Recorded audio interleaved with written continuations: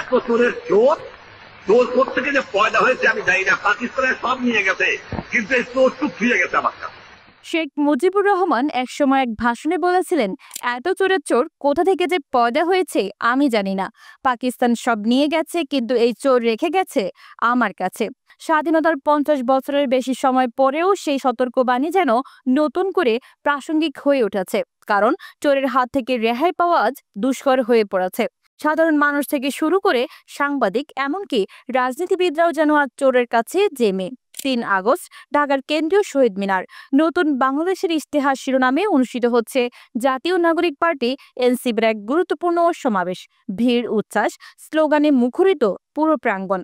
দলটির সদস্য সচিব আখতার হোসেন মঞ্চে ওঠার উদ্দেশ্যে এগোচ্ছিলেন। তার চারপাশে সমর্থকদের ভিড় ক্রমেই ঘন হতে থাকে। উত্তেজনা, ভিড়ের চাপ আর ধাক্কাধাক্কির মধ্যেই ঘটে যায় সেই অপ্রত্যাশিত ঘটনা। তার পকেট থেকে মোবাইল ফোনটি নিঃশব্দে সরে যায় সোজা চোরের হাতে।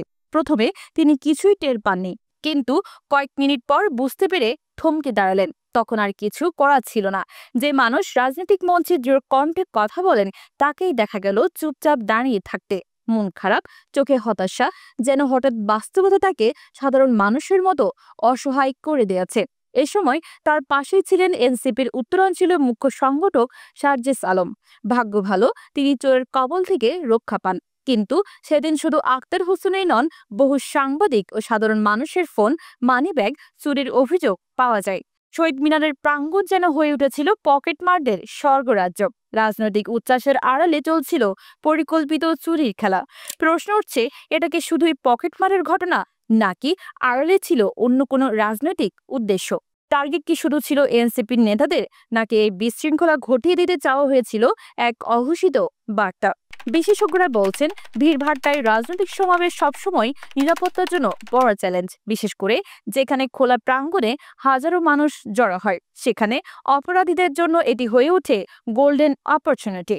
কিন্তু প্রশ্ন হলো, এত বড় একটি সমাবেশে নিরাপত্তা বল কি যথেষ্ট ছিল, নাকি নিরাপত্তার ঘাটতির সুযোগ নিয়েই পকেটমাররা তাণ্ডব চালিয়েছে? রাজনৈতিক বিশ্লেষকরা বলছেন, এই ঘটনা শুধু ব্যক্তিগত ক্ষতি নয়, বরং রাজনৈতিক চিত্রে আস্থাহীনতার বার্তা ছড়িয়ে দিতে পারে। কারণ যদি একজন কেন্দ্রীয় নেতা নিরাপদ না হন, তাহলে সাধারণ মানুষের নিরাপত্তা কতটা নিশ্চিত তা অনুমান করাই কঠিন।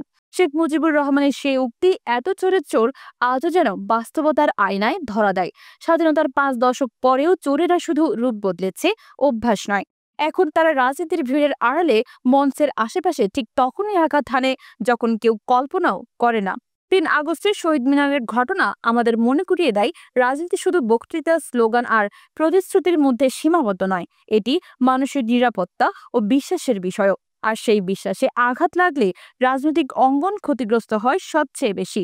এনসিপির সমাবেশে ঘটে যাওয়া এই চুরির ঘটনাটি এখন রাজনৈতিক মহলে আলোচনার কেন্দ্রবিন্দু।